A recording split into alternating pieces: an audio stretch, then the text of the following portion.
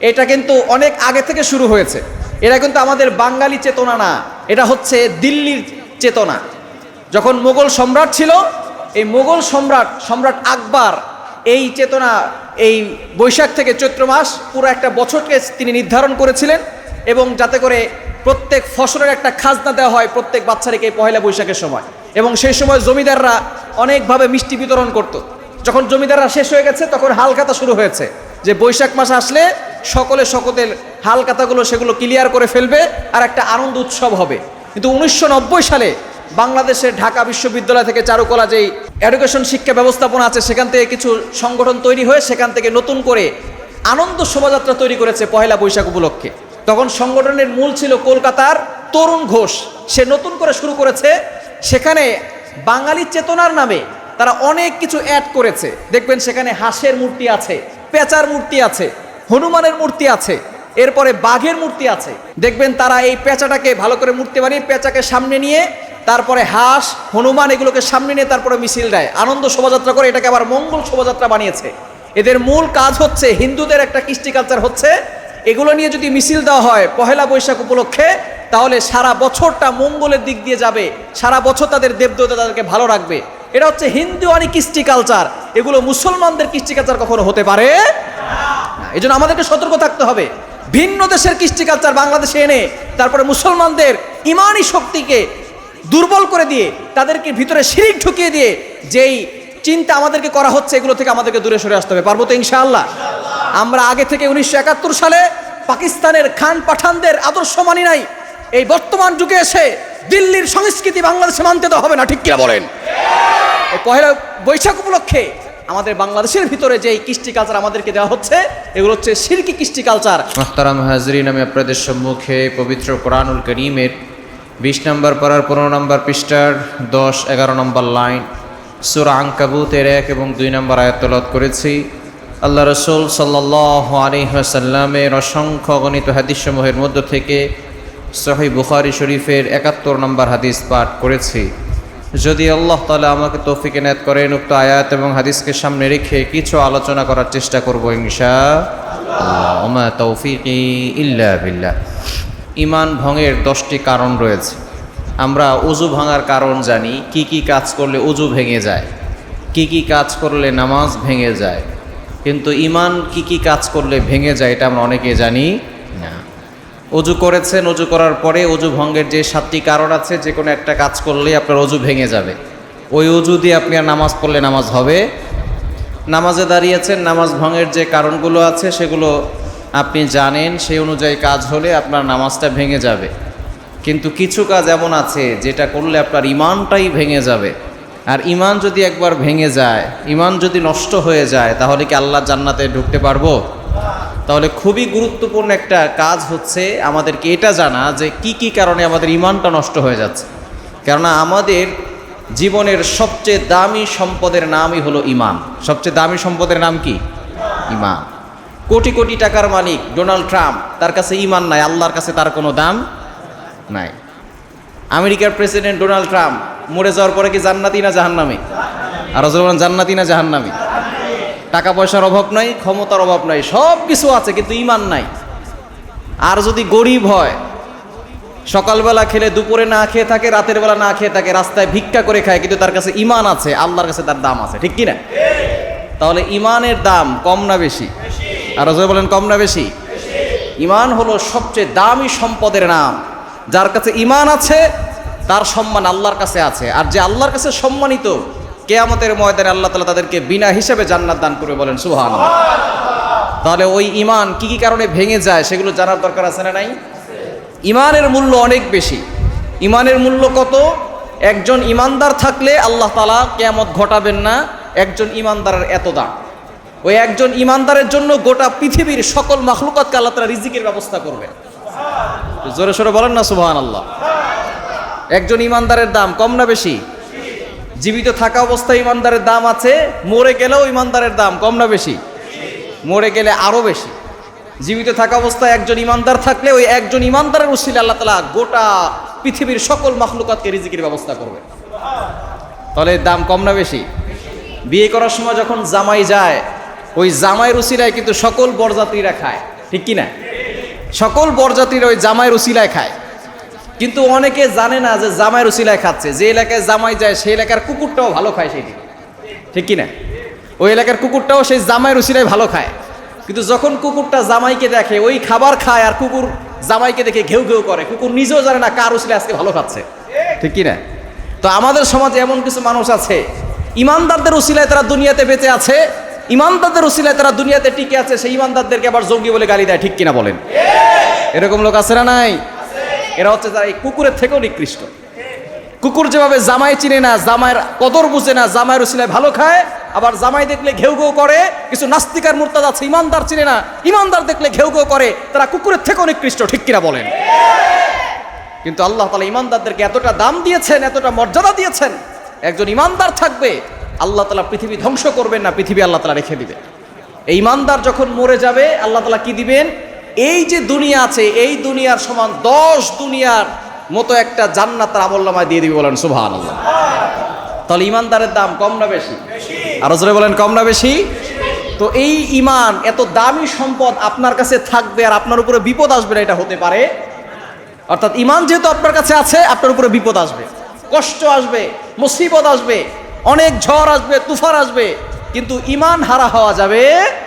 ইমানদার এমন হবে যে নিজের জীবন দিয়ে দিবে কিন্তু ইমান দিবে না, ঠিক কি না? নিজের জীবন দিবে কিন্তু ইমান কখনো দিবে না। এটাই হচ্ছে ইমানদারের ইমানের পাওয়ার, ইমানের শক্তি। এজন্য আমাদেরকেও চিন্তা করতে হবে যে বিপদ আসবে, কষ্ট আসবে। দেখবেন যে যারা সুদ খায়, ঘুষ খায়, অন্যায় কাজ করে, তারা ভালো আছে, তাদের বিল্ডিং আছে কয়েকটা বাড়ি আছে, আমরা উপর দিক দিয়ে যতই দেখি তারা খুব ভালো আছে, কিন্তু যারা অন্যায় কাজ করে তারা কখনো ভালো থাকতে পারে? ওরা সুখের মালিক কে? আলোচনা বলেন কে? ওই আল্লাহকে অখুশি করে কখনো নিজের অন্তরে সুখ পাওয়া যায়? টাকা দিয়ে সুখ কেনা যায় না। টাকা দিয়ে হয়তো আপনি বাড়ি বানাতে পারবেন, টাকা দিয়ে হয়তো আপনি গাড়িতে চড়তে পারবেন, কিন্তু টাকা দিয়ে আপনি অন্তরের সুখ কিনতে পারবেন? এটা সুখের মালিক কে? আওয়াজ দিয়ে বলেন কে? এজন্য আমাদেরকে সবসময় সচেতন থাকতে হবে। বিপদ আসবে, কষ্ট আসবে, হতাশ হওয়া যাবে না। আল্লাহ তাআলা পরীক্ষা করবেন, আল্লাহ তাআলা নিজে বলছেন। 20 নম্বর পারার 15 নম্বর পৃষ্ঠার 10-11 নম্বর লাইন, সূরা আনকাবুতের 2 নম্বর আয়াতে রব্বুল আলামিন বলেন, আহাসিবান নাসু আইয়ুতরাকু আইয়াকুলু আমান্না ওয়া হুম লা ইফতানুন। আল্লাহু আকবার। আল্লাহ পাক রব্বুল আলামিন বলছেন, হাসিবান নাস, ডু পিপল থিঙ্ক, মানুষ কি ধারণা করেছে, আইয়ুতরাকু আইয়াকুলু আমান্না ওয়া হুম লা ইফতানুন, উই বিলিভ ইন আল্লাহ, আমরা ঈমান এনেছি, এই কথা বললেই তাদেরকে ছেড়ে দেওয়া হবে? নো, তাদেরকে পরীক্ষা করা হবে, পরীক্ষা আসবে। আপনি কি এই ঈমানের উপর অটল আছেন নাকি ঈমান থেকে দূরে সরে যাবেন? এজন্য আপনার উপরে বিপদ আসবে, পরীক্ষা আসবে, কিন্তু পরীক্ষায় ফেল করতে হবে নাকি পাস করতে হবে? কি বলেন, ফেল না পাস? ইব্রাহিম আলাইহিস সালামকে আল্লাহ সবচেয়ে বেশি ভালোবেসেছেন, সবচেয়ে বেশি পরীক্ষাও করেছেন। আমাদের নবীর উপরে পরীক্ষা কি কম আসছে না বেশি আসছে? সুতরাং যাকে আল্লাহ তাআলা ভালোবাসবেন বেশি, তার উপরে বিপদও আসবে বেশি। একটা এক্সাম্পল দিলে সুন্দর বুঝতে পারবেন। আপনার কাছে একটা ডায়মন্ড আছে, যে ডায়মন্ড দিয়ে আপনি পুরো গাজীপুর শহরটাকে কিনতে পারবেন। ওই ডায়মন্ড যদি আপনার কাছে থাকে, দেখবেন রাতের বেলা আপনার ঘুম আসবে না। কেন? হতে পারে আপনার ওয়াইফ বটি অথবা ছুরি নিয়ে আপনার গলায় ধরে বলবে, এই যে ডায়মন্ড আমাকে দিয়ে দাও। এরকম ডায়মন্ড আমার কাছে থাকলে তোমার মতো কত স্বামী আসবে আর যাবে, ঠিক কিনা? এমন হতে পারে আপনার আপন সন্তান, সে আপনার গলায় ছুরি ধরে বলতে পারে, বাবা ডায়মন্ডটা তাড়াতাড়ি দিয়ে দেন, নাহলে কিন্তু গর্দান উড়াই দিব, ঠিক কিনা? যদি এটা বাহিরের লোক জানে, তাহলে তার আর বডি, দাও, ছুরি, খুন্তি এগুলো নিয়ে আসবে না, তারা আসবে রাইফেল আর বন্দুক নিয়ে, ঠিক কিনা? আপনার কাছে একটা ডায়মন্ড আছে, এটা যদি বাহিরের লোক জানে, তাহলে তারা আর দাও, ছুরি নিয়ে আসবে না, তারা রাইফেল আর বন্দুক নিয়ে আসবে। এবং আপনি চিন্তা করবেন, আমার হাত একটা গেলে যাক, নাক একটা গেলে যাক, চোখ একটা গেলে যাক, এই ডায়মন্ড দিতে পারবো না। ওরা ডায়মন্ড আমার কাছে থাকলে পুরা গাজীপুর শহর আমি কিনতে পারবো। তো একটা ডায়মন্ড, যেটা গাজীপুর শহর কিনতে পারবেন, এরকম একটা ডায়মন্ড, একটা পাথর আপনার কাছে থাকলে যদি এত বড় বিপদ আসতে পারে, আপনার কাছে একটা দামি সম্পদ আছে যার নাম হচ্ছে ঈমান। এই ঈমান নিয়ে কবরে গেলে এই দুনিয়ার সমান 10 দুনিয়ার জান্নাত আপনি পেয়ে যাবেন। সেরকম দামি সম্পদ আপনার অন্তরে থাকবে, আর আপনার উপরে বিপদ আসবে না, এটা হতে পারে না। সুতরাং বিপদ আসবে, হতাশ হওয়া যাবে না, ভরসা করতে হবে কার উপর? আরো যে বলেন, কার উপর? যেহেতু ঈমান অনেক দামি সম্পদ, এই দামি সম্পদ আল্লাহ তাআলা আমাদেরকে দিয়েছেন, এই দামি নিয়ামত আল্লাহ তাআলা আমাদেরকে দিয়েছেন, সুতরাং এই ঈমানকে নষ্ট করা যাবে না। কি বলে নষ্ট করা যাবে? নষ্ট করা যাবে। কি কি কারণ ঈমান নষ্ট হয়? 1 নাম্বার কাজ হচ্ছে আল্লাহর সাথে কাউকে শিরিক করা। আল্লাহর সাথে কাউকে অংশীদার করা যাবে? কাউকে শরীক করা যাবে? আল্লাহ নিজে বলে দিয়েছেন 5 নম্বর পারার 5 নম্বর পৃষ্ঠার 4-5 নম্বর লাইন সূরা নিসার 48 নম্বর আয়াতে রব্বুল আলামিন বলেন, ইন্নাল্লাহা লা ইয়াগফিরু আন ইউশরাকা বিহি ওয়া ইয়াগফিরু মা দুনা যালিকা লিমান ইয়াশা। আল্লাহ পাক রব্বুল আলামিন সব গুনাহ ক্ষমা করবেন, কিন্তু যারা শিরিক করে আল্লাহ তাআলা তাদেরকে কখনো ক্ষমা করবে। তাহলে শিরিক করা যাবে? আল্লাহর সাথে কাউকে অংশীদার করা যাবে?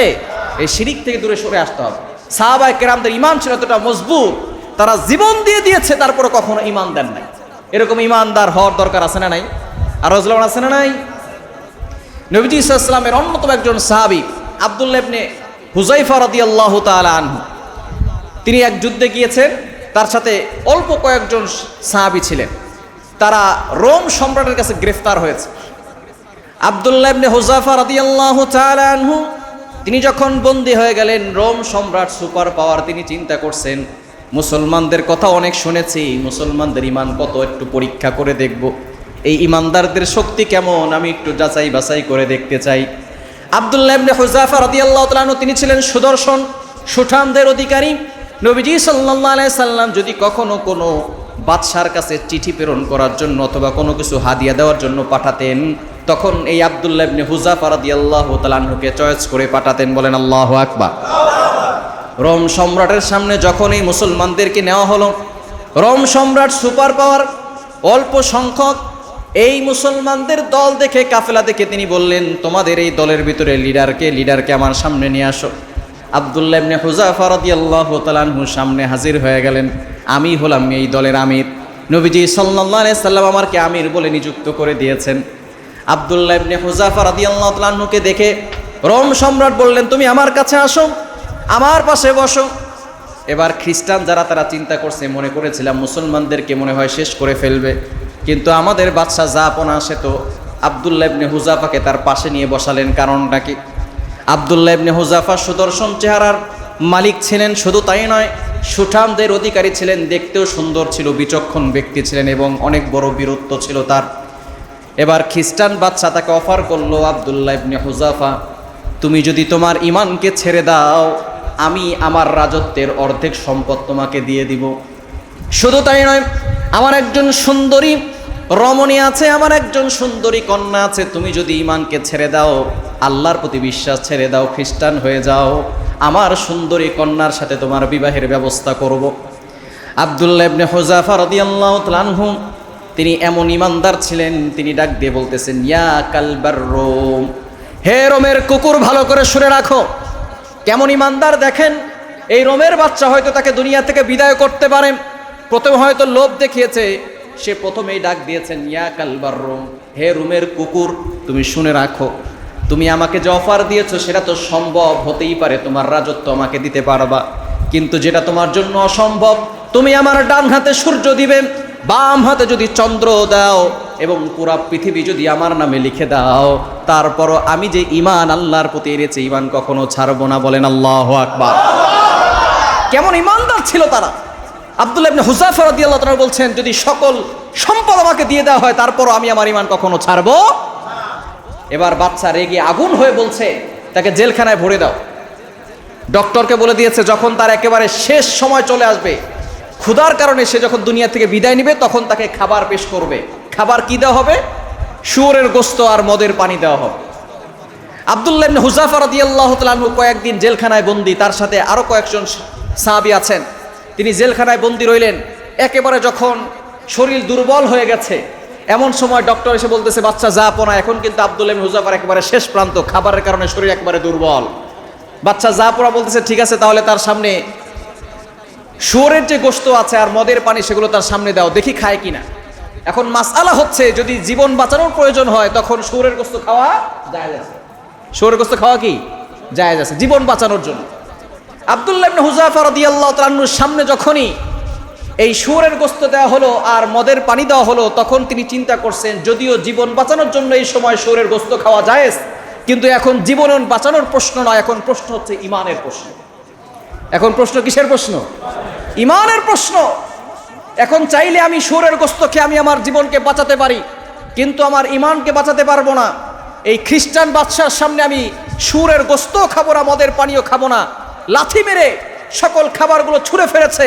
বাদশা জাহাপনার কাছে যখন এই সংবাদ গেল, বাদশা জাহাপনা বলতেছে, শুনলাম সে নাকি খাবারের কারণে একেবারে জমিনের সাথে মিশে গেছে, এখনো দেখি তার দম্ভ শেষ হয় নাই, তার শক্তি এখনো যায় নাই।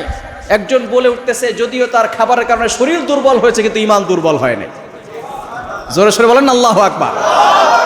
হয়তো খাবার না খাওয়ার কারণে শরীর দুর্বল হয়ে গেছে, কিন্তু ইমানদারের কখনো ঈমান কমে, ইমানদার আরো ঈমান বাড়িয়ে দেন একজন, তিনি কে? আরো যা বলেন, তিনি কে? এবার বাদশাহ জাহাপনা বললাম, আব্দুল্লাহ ইবনে হুযাফা, তুমি যদি তোমার আল্লাহর প্রতি ঈমান না ছাড়ো, তাহলে কিন্তু তোমার সামনে তোমার যতগুলো সঙ্গী সাথী আছে সকলকে বড় বড় ড্যাকের উপরে তেল দিয়ে গরম করে তার ভিতরে ছেড়ে দেওয়া হবে। আব্দুল্লাহ ইবনে হুযাফা রাদিয়াল্লাহু তাআলা আনহু নিজের জীবন দেওয়ার জন্য তো প্রস্তুত আছেন, কিন্তু তার সামনে তার সঙ্গীদেরকে বিদায় করবে, এটা তার কাছে খারাপ লাগার বিষয়। আব্দুল্লাহ ইবনে হুযাফা রাদিয়াল্লাহু তাআলা আনহুকে নিয়ে আসা হলো। বাদশাহ জাহাপনা বিশাল বড় অগ্নিকাণ্ড জ্বালালো, সেখানে বড় বড় ড্যাগের ব্যবস্থা করেছে। শুধু তাই নয়, তার উপরে তেল গরম করে তার সামনে একজনকে ছেড়ে দিয়েছে, একজন সাহাবীকে। আব্দুল্লাহ ইবনে হুযাফা রাদিয়াল্লাহু তাআলা আনহু তিনি চিন্তিত হলেন না, তিনি আল্লাহর উপরে ভরসা রাখলেন। তারপরে আরও একজনকে সাহাবীকে সেখানে ছেড়ে দেওয়া হলো। এবার আব্দুল্লাহ ইবনে হুযাফা রাদিয়াল্লাহু তাআলা আনহুকে ডাক দিয়ে বলে, ও আব্দুল্লাহ, এবার তোমার পালা, তুমি যদি আল্লাহর প্রতি ঈমান না ছাড়ো তাহলে তোমাকে শেষ করে ফেলা হবে। আব্দুল্লাহ ইবনে হুযাফা রাদিয়াল্লাহু তাআলা আনহু বললেন, কোনো টেনশন নাই, আমি আল্লাহর উপরে ভরসা রেখেছি, আমি আল্লাহর জন্য জীবন দিতে প্রস্তুত আছি। এবার যখন আব্দুল্লাহ ইবনে হুযাফাকে কড়াইয়ের সামনে নিয়ে যাবে, ড্যাগের সামনে নিয়ে যাবে, এমন সময় চূড়ান্ত পর্যায়ে আব্দুল্লাহ ইবনে হুযাফার চোখে পানি। বাদশাহ জাহাপনা মনে মনে চিন্তা করছে, মনে হয় আব্দুল্লাহ ইবনে হুযাফা ভয় পেয়ে গেছে, তার চোখে পানি চলে এসেছে। ও আব্দুল্লাহ, এখনো সময় আছে, তুমি যদি চাও আল্লাহর প্রতি ঈমান ছেড়ে দিতে পারো, তুমি আমাকে মেনে নিতে পারো, খ্রিস্টান ধর্ম তুমি নিজের ভিতরে ফিট করতে পারো, তাহলে তোমাকে ছেড়ে দেওয়া হবে। আগের অফার তোমার জন্য থাকবে, তোমাকে অর্ধেক সম্পদ দিয়ে দেওয়া হবে, রাজত্ব দিয়ে দেওয়া হবে, আমার সুন্দরী কন্যার সাথে তোমার বিয়ের ব্যবস্থা করা হবে, তোমার এখনো সুযোগ আছে। আব্দুল্লাহ ইবনে হুযাফা রাদিয়াল্লাহু তাআলা আনহু তিনি চোখের পানি ছেড়ে দিয়ে বলেন, রোম সম্রাট, তুমি চিন্তা করেছো হয়তো তোমার এই ভয়ে আমি মনে হয় চোখে পানি এনেছি। না না, আমার জীবনের শেষ পর্যায়ে আমি আল্লাহকে 2 ফোঁটা চোখের অশ্রু ঝরিয়ে দেখিয়েছি। আল্লাহ, তুমি তোমার ঈমানকে পরীক্ষা করার জন্য জীবন তো দিয়েছো, একটা জীবন দিয়ে একবারই পরীক্ষা দেওয়া যায়। আল্লাহ, তুমি যদি আমাকে 1000 বার জীবন দিতা, 1000 বার তোমার জন্য জীবন বিলীন করে দিতাম। আল্লাহু আকবার। এত বড় ঈমানদার দেখে এবার সেই রোম সম্রাটের অন্তরের ভিতরে আল্লাহর ভয় ঢুকে গেছে। সে চিন্তা করতেছে, কত বড় ঈমানদার হলে এই কথা বলতে পারে। সে আমি বাদশার সামনে বসে আল্লাহর প্রতি ঈমান তো ছাড়বেই না, আজকে যদি তাকে শেষ করে দেই তাহলে হয়তো তাকে শেষ করে দেব, কিন্তু তার ঈমান বিজয় হয়ে যাবে। এবার আব্দুল্লাহ ইবনে হুযাফা রাদিয়াল্লাহু তাআলা আনহুকে বাদশা বলা শুরু করেছে, আব্দুল্লাহ ইবনে হুযাফা, তোমাকে আমি শেষ করব না, আমি শুধু তোমাকে তোমার কপালে একটা চুম্বন করতে চাই, তাহলে তোমাকে ছেড়ে দিব। আব্দুল্লাহ ইবনে হুযাফা রাদিয়াল্লাহু তাআলা আনহু বলছেন, শুধু আমাকে ছেড়ে দিবে নাকি আমার সঙ্গীদেরকেও ছেড়ে দিবে? বলে, তোমার সঙ্গীদেরকেও ছেড়ে দিব।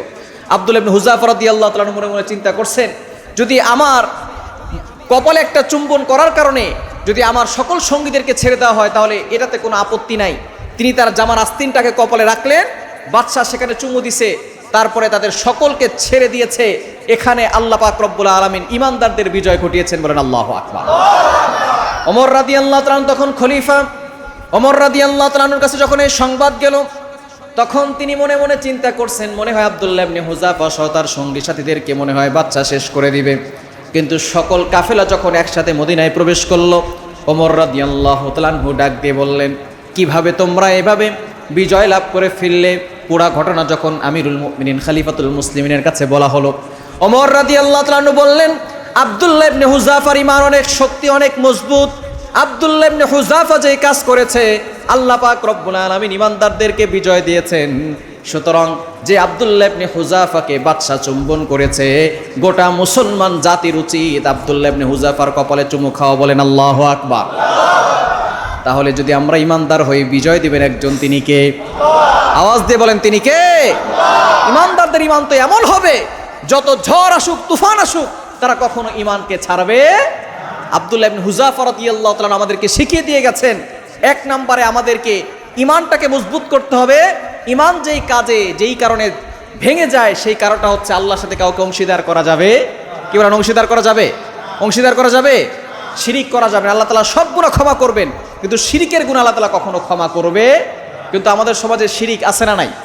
আরো জন আছে না নাই? জানা অজানা অনেক শিরিক আমরা করে ফেলি। বিশেষ করে দেখবেন সামনে পহেলা বৈশাখ আসতেছে, আমাদের এই চৈত্র মাস একেবারে শেষের পর্যায়ে, এই সামনের সপ্তাহে পয়লা বৈশাখ আসতেছে। পয়লা বৈশাখে দেখা যাচ্ছে আমাদের বাংলাদেশে অনেক সোনার ছেলেরা বাঙালি চেতনার নামে মঙ্গল শোভাযাত্রা করে। এটাকে আপনারা দেখছেন? মঙ্গল শোভাযাত্রা দেখছেন? এটা কিন্তু অনেক আগে থেকে শুরু হয়েছে। এটা কিন্তু আমাদের বাঙালি চেতনা না, এটা হচ্ছে দিল্লির চেতনা। যখন মোগল সম্রাট ছিল, এই মোগল সম্রাট আকবর এই চেতনা, এই বৈশাখ থেকে চৈত্র মাস পুরো একটা বছরকে তিনি নির্ধারণ করেছিলেন, এবং যাতে করে প্রত্যেক ফসলের একটা খাজনা দেওয়া হয় প্রত্যেক বাচ্চাকে পয়লা বৈশাখের সময়। এবং সেই সময় জমিদাররা অনেকভাবে মিষ্টি বিতরণ করত। যখন জমিদাররা শেষ হয়ে গেছে তখন হালখাতা শুরু হয়েছে, যে বৈশাখ মাস আসলে সকলের হালখাতাগুলো সেগুলো ক্লিয়ার করে ফেলবে আর একটা আনন্দ উৎসব হবে।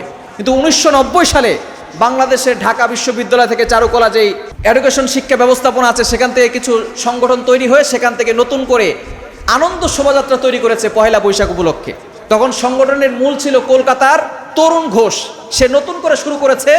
সেখানে বাঙালি চেতনার নামে তারা অনেক কিছু অ্যাড করেছে। দেখবেন সেখানে হাঁসের মূর্তি আছে, পেঁচার মূর্তি আছে, হনুমানের মূর্তি আছে, এরপরে বাঘের মূর্তি আছে। এই যে মূর্তিগুলো তারা নিয়ে বাঙালি চেতনার নামে আমাদেরকে মিছিল দিচ্ছে, আনন্দ শোভাযাত্রা দিচ্ছে, এগুলো কিন্তু বাঙালিদের চেতনা না, এগুলো হচ্ছে হিন্দুয়ানি কৃষ্টি কালচার। এগুলো আমরা অনেকে জানিও না। হিন্দুয়ানি কৃষ্টি কালচার আমাদের ভিতরে ফিট করে দিয়েছে। আমরা মনে করতেছি পয়লা বৈশাখ উৎসব করতেই হবে। তবে মুসলমানদের উৎসব কয়টা বলেন তো? আর মুসলমানদের উৎসব কয়টা? একটা হচ্ছে ঈদুল ফিতর, একটা হচ্ছে ঈদুল আজহা। এখন আপনি বাঙালিদের জন্য উৎসব করবেন, বাঙালিদের চেতনা নিয়ে চলেন, আপনি হিন্দুয়ানি কৃষ্টি কালচার কেন বাংলাদেশে ঢুকাবেন?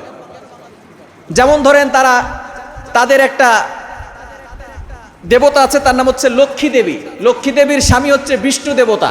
এই লক্ষ্মী দেবীকে তারা ভাগ্য দেবী নির্ধারণ করেছে। ভাগ্য দেবী, এই ভাগ্য দেবী চলাফেরা করে পেঁচার উপরে।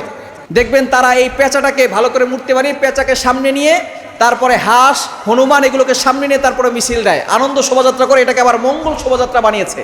এদের মূল কাজ হচ্ছে, হিন্দুদের একটা কৃষ্টি কালচার হচ্ছে, এগুলো নিয়ে যদি মিছিল দেওয়া হয় পহেলা বৈশাখ উপলক্ষে, তাহলে সারা বছরটা মঙ্গলের দিক দিয়ে যাবে, সারা বছর তাদের দেবদেবতা তাদেরকে ভালো রাখবে। এটা হচ্ছে হিন্দুয়ানি কৃষ্টি কালচার। এগুলো মুসলমানদের কৃষ্টি কালচার কখনো হতে পারে না। এই জন্য আমাদেরকে সতর্ক থাকতে হবে। ভিন্ন দেশের কৃষ্টি কালচার বাংলাদেশে এনে তারপরে মুসলমানদের ইমানি শক্তিকে দুর্বল করে দিয়ে, তাদেরকে ভিতরে শিরিক ঢুকিয়ে দিয়ে যেই চিন্তা আমাদেরকে করা হচ্ছে, এগুলো থেকে আমাদেরকে দূরে সরে আসতে হবে। পারবো তো ইনশাআল্লাহ? আমরা আগে থেকে 1971 সালে পাকিস্তানের খান পাঠানদের আদর্শ মানি নাই।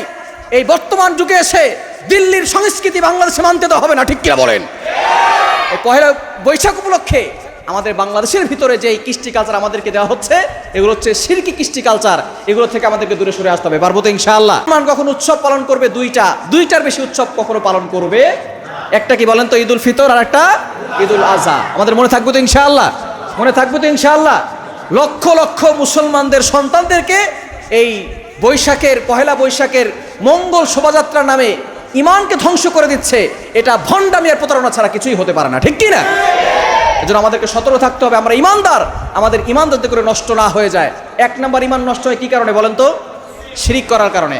1 নাম্বার ইমান নষ্ট হয় কি কারণে? শিরিক করার কারণে। নাম্বার 2, দ্বিতীয় নাম্বার ইমান নষ্ট হয় আল্লাহ ও বান্দার মাঝে কোনো মাধ্যম তৈরি করলে। আমরা অনেক সময় পীরের কাছে যাই, পীরের কাছে লোক যায় কি যায় না, এবং পীরকে মাধ্যম মনে করে যে আমার পীর আমাকে জান্নাতে নিয়ে যাবে, আমার পীর আমাকে কি করবে? জান্নাতে নিয়ে যাবে। কিয়ামতের ময়দানে ইব্রাহিম আলাইহিস সালাম পর্যন্ত থরথর করে কাঁপতে থাকবে, আর আপনার পীর আপনাকে জান্নাতে নিয়ে যাবে নাকি? ইব্রাহিম আলাইহিস সালাম, ঈসা আলাইহিস সালাম পর্যন্ত থরথর করে কাঁপতে থাকবে। কিয়ামতের ময়দানে যখন জাহান্নাম বিকট একটা আওয়াজ দিয়ে আল্লাহর সামনে হাজির হবে যে আমার ভিতরে দেন হাল মিন মাজিদ, আমার ভিতরে, কেন জাহান্নামের জ্বালানি হচ্ছে মানুষ এবং পাথর। মানুষ এবং কি? পাথর।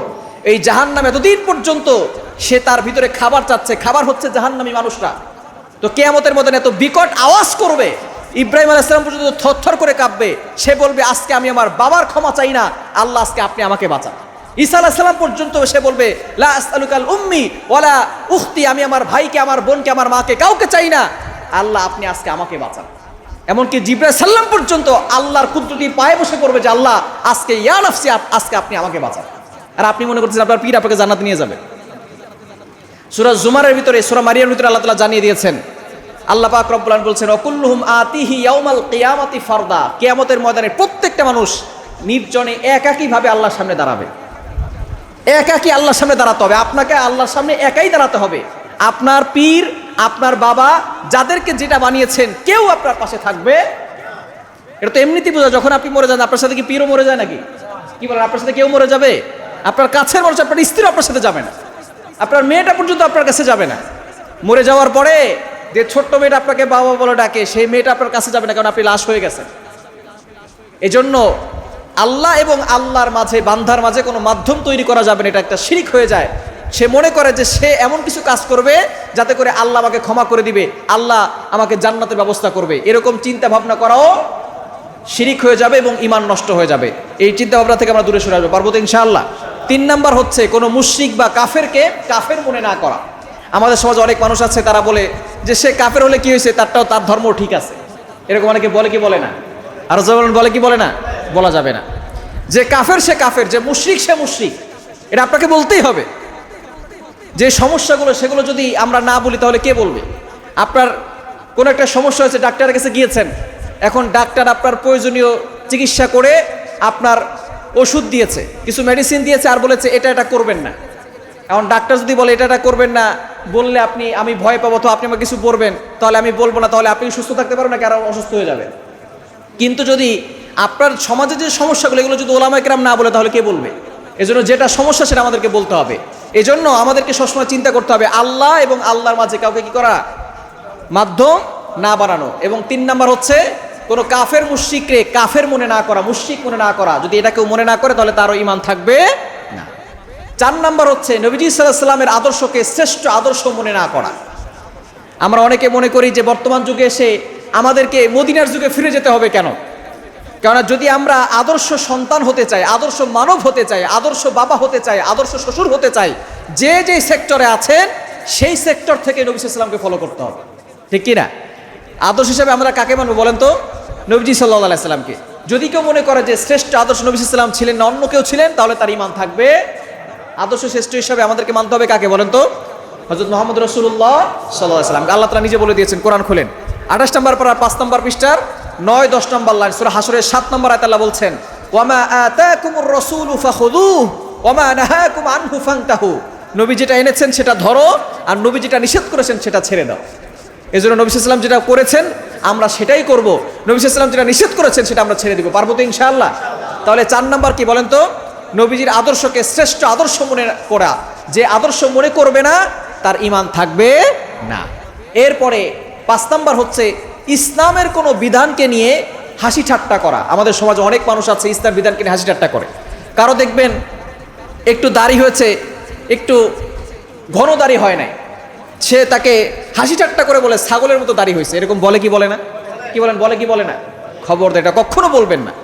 যে বলবে তার ঈমান নষ্ট হয়ে যাবে। হাসি ঠাট্টা করা যাবে ইসলামের কোনো বিধানকে নিয়ে। একজন দাড়ি রেখেছে, এক সাহাবীর 2টা দাড়ি ছিল, মাত্র 2টা দাড়ি। এই 2টা দাড়ি ছিল, নবী সাল্লাল্লাহু আলাইহি ওয়াসাল্লাম তাকে দেখে হেসেছেন। হাসার পরে ওই সাহাবী কি করেছেন, মনে করছেন যে মনে হয় আমার দাড়ি দেখে মনে হয় হেসেছেন। শেষ পর্যন্ত সে দাড়ি 2টা টান দিয়ে উঠে ফেলছে। তো নবী সাল্লাল্লাহু আলাইহি ওয়াসাল্লাম পরের দিন আসার পর বলছেন, তোমার দাড়ি 2টা কোথায়, ছিঁড়ে ফেললে কেন? বলে, ইয়া রাসূলুল্লাহ, গতকাল আপনি হাসছিলেন জন্য আমি ছিঁড়ে ফেলেছি। এবার নবী সাল্লাল্লাহু আলাইহি ওয়াসাল্লাম বলতেছেন যে না, তোমার এই 2টা দাড়িতে আমি দেখলাম যে 70 জন ফেরেশতা 2টা দাড়িতে নিয়ে খেলাধুলা করতেছিল, আমি এই জন্য হেসেছি। বলেন আল্লাহু আকবার। আর আমরা সেই দাড়ি কেটে ফেলি। একটু চিন্তা করে দেখেন, দাড়ি হচ্ছে এমন একটা জিনিস, মৃত্যুর পরে আপনার কোনো সুন্নত সাথে থাকবে না, একমাত্র দাড়ি থাকবে। আপনি মেসওয়াক করেন, খাবারের আগের সুন্নত মানেন, পরের সুন্নত মানেন, সব সুন্নত দুনিয়াতে রেখে যেতে হবে। একটা সুন্নত আপনি নিয়ে যেতে পারবেন, সেটা হচ্ছে দাড়ির সুন্নত। কিসের সুন্নাত? এই দাড়ি আমরা অনেকে রাখি না, দাড়ি আমরা অনেকে রাখি না। আর যারা দাড়ি কেটে ফেলে 24 ঘন্টা তাদের কবিরা গুনাহ হয়। এটা আমরা অনেকে জানিই না। দাড়ি যারা কাটে 24 ঘন্টা কবিরা গুনাহ হয়। এই দাড়ি যতক্ষণ পর্যন্ত বড় না হবে ততক্ষণ পর্যন্ত আপনার গুনাহ হতেই থাকবে। এজন্য দাড়িটাকে ছেড়ে দিব।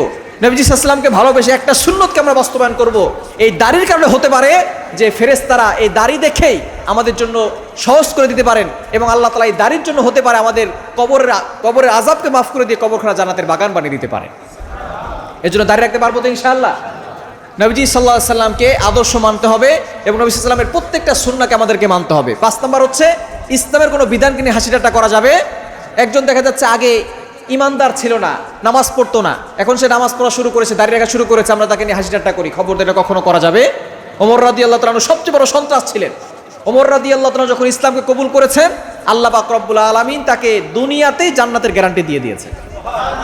তাহলে কে কোন সময় হেদায়েত প্রাপ্ত হবে এটা কেউ জানে না। আমরা সবসময় দোয়া করি ইহদিনাস সিরাতাল মুস্তাকিম, O Allah show us the right path, show us the correct path, Allah আমাকে সঠিক পথ দেখাও, সঠিক রাস্তা দেখাও। আমরা আল্লাহর কাছে দোয়া করি, জন্য আল্লাহ তাআলা কখন কাকে হেদায়েত দিয়ে দেবেন সেটা কেউ জানে না। এজন্য ইসলামের কোনো বিধান নিয়ে হাসি ঠাট্টা করা যাবে না। এবং 6 নাম্বার হচ্ছে ইসলামের কোনো বিধান নিয়ে বিদ্বেষ পোষণ করা যাবে না। অনেকে বলে যে আমার ইসলামের এই বিধানটা ভালো লাগে না, আল্লাহ তাআলা এই বিধানটা কেন দিয়েছেন? আল্লাহ পাক রব্বুল আলামিনের অনেক বিধান অনেকের কাছে ভালো লাগে না, আবার সে মনে করে আমি তো মুমিন আছি, আমি তো কাফের হয়ে যাই নাই। কিন্তু কোরআনের যে বিধানগুলো আছে, আপনি যদি একটা আয়াতকে অস্বীকার করেন, আপনার কি ঈমান থাকবে? কি বলেন, ঈমান থাকবে? এজন্য সতর্ক থাকতে হবে। ইসলামের কোনো বিধান নিয়ে বিদ্বেষ পোষণ করা যাবে না, প্রতিটি বিধানকেই বাস্তবায়ন করতে হবে। আমরা একটা ঘটনা পড়েছিলাম, একজন আলেম ছিলেন, তার কাছে ইসলামের একটা বিধান তার কাছে ভালো লাগে না। সেই বিধানটা কি? ফরজ গোসল হলে, স্ত্রী সহবাস করলে গোসল করতে হবে কেন?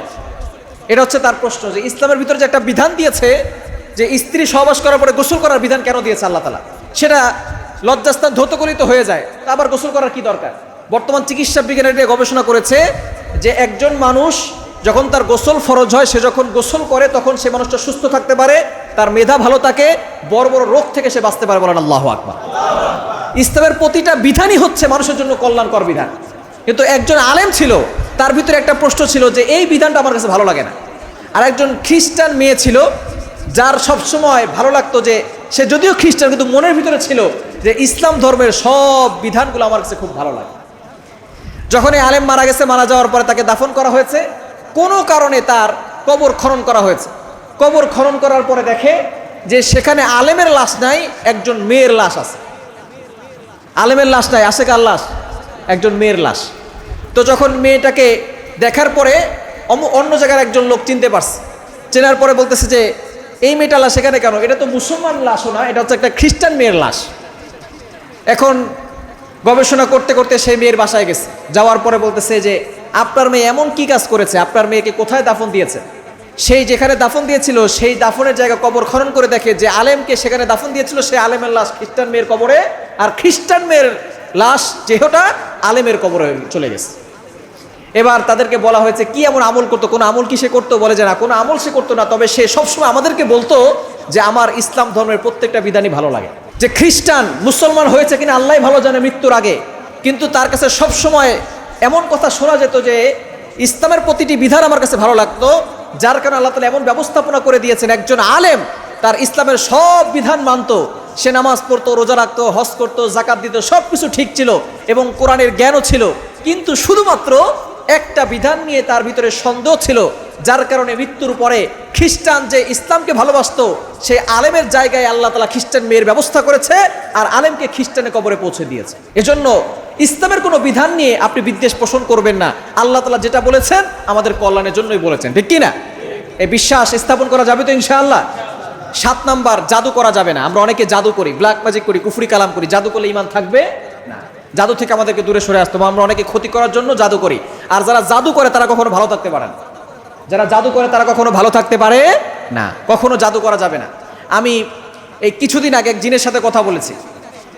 উনি ওনার যখন নবী সাল্লাল্লাহু আলাইহি ওয়াসাল্লামের সাথে কথা বলেছেন তখন ওনার বয়স 250 প্লাস। আমাকে বলল নবী সাল্লাল্লাহু আলাইহি ওয়াসাল্লামকে, উনি যখন কাফের ছিল তো প্রাথমিক পর্যায়ে ওনার এক বন্ধু মুসলমান হয়েছে। সে আমাকে বলতেছে, আমি যখন মসজিদ নববীতে গিয়েছি, ওনার সাথে সরাসরি কথা হয়েছে আমার, তো উনি বলতেছে যখন আমি নবীজির কাছে গিয়েছি, মসজিদে নববীতে বসেছি, বসার পরে আমি যে চেহারা দেখেছি, আমি যে আঙুল দেখেছি, আমার মনে হয় জান্নাতও এর থেকেও কম সুন্দর হবে। নবীজির চেহারা এতটা সুন্দর ছিল। সরাসরি জিন। তার তখন যখন ইসলাম ধর্ম গ্রহণ করেছে তখন তার বয়স 250, এখনো সে জীবিত আছে। সে বলেছে যে আমি নবীজি সাল্লাল্লাহু আলাইহি সাল্লামকে সরাসরি দেখে আমি চিন্তা করলাম নবী কখনো মিথ্যা কথা বলতে পারে না, এইরকম সুন্দর চেহারার মানুষ কখনো মিথ্যা কথা বলবে না। আমি অন্য কোনো চিন্তা করলামই না যে এই ধর্ম সঠিক নাকি ব্যাঠিক, এটা ভালো হবে নাকি খারাপ হবে, আমি কোনো চিন্তা না করে সাথে সাথে কালিমা পড়ে মুসলমান হয়ে গেছি।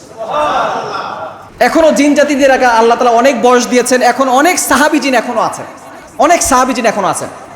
অনেক সাহাবী জিনরাও আমাদের মাদ্রাসা উস্তাদের কাছে এখনো পড়াশোনা করেন, এখনো তারা মাদ্রাসায় পড়েন। তো এই জন্য আমি যেটা বলতে চাচ্ছিলাম সেটা হচ্ছে জিন জাতিরা নবী সাল্লাল্লাহু আলাইহি ওয়াসাল্লামের চেহারা এতটা সুন্দর ছিল, সেই নবী সাল্লাল্লাহু আলাইহি ওয়াসাল্লাম দাড়ি রাখতেন। এখন একজন সুন্নত পালন করতে গিয়ে দাড়ি রাখে আর আপনি সে দাড়ি নিয়ে টিটকারি করছেন, আপনি সেই ইসলামকে নিয়ে অবহেলা করছেন, ইসলামের কোনো বিধান নিয়ে আপনি হাসি ঠাট্টা করছেন, বিদ্বেষ পোষণ করছেন, এভাবে করলে কিন্তু আপনার ঈমান থাকবে না, যেন সতর্ক থাকতে হবে। এবং 7 নম্বর হচ্ছে জাদু করা যাবে না। 8 নম্বর হচ্ছে ইসলামের বিরুদ্ধে অর্থাৎ মুসলমানদের বিরুদ্ধে কোনো মুশরিকদেরকে কাফেরদেরকে সাহায্য করা, যারা করবে তাদের ঈমান থাকবে না। 9 নম্বর শরীয়তের ঊর্ধ্বে কাউকে মনে করা, অর্থাৎ নবী সাল্লাল্লাহু আলাইহি ওয়াসাল্লাম যে শরীয়ত আমাদেরকে দিয়েছেন, কিছু বাবা আছে দেখবেন নামাজ পড়ে না, এরকম লোক আছে না নাই? নামাজ পড়ে শুধু জিকির আজকার করে, বলে আমার বাবা জান্নাতে নিয়ে যাবে, সে জান্নাতে চলে গেছে, শরীয়তের ঊর্ধ্বে চলে গেছে, মারিফাতের জগতে চলে গেছে। শরীয়তের ঊর্ধ্বে কাউকে মনে করলে তার ঈমান থাকবে না। নবী সাল্লাল্লাহু আলাইহি ওয়াসাল্লাম যার আগে পরে সামনে পিছনে কোনো গুনাহ নাই, সেই নবী সাল্লাল্লাহু আলাইহি ওয়াসাল্লাম তিনি রাতের বেলা নামাজ পড়তে পড়তে পা মোবারক ফুলিয়ে ফেলতেন এবং তার নিজের মেয়েকে বলেছেন, ইয়া ফাতেমা বিনতে মুহাম্মদ, হে মুহাম্মদের বেটি ফাতেমা, খবরদার, তুমি যদি মনে করো যে তোমার বাবা সর্বশ্রেষ্ঠ নবী আর তোমাকে জান্নাতে নিয়ে যাবে, সেটা তোমার ভুল ধারণা।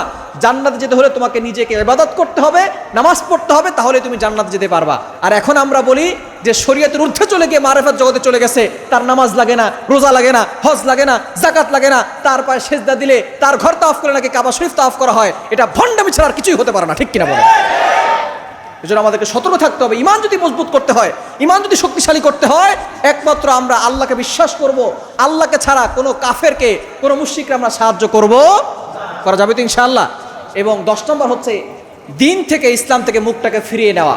আমরা দুনিয়াকে অনেক বেশি প্রাধান্য দেই, আখিরাতকে বেশি প্রাধান্য দিই, এটা করা যাবে না।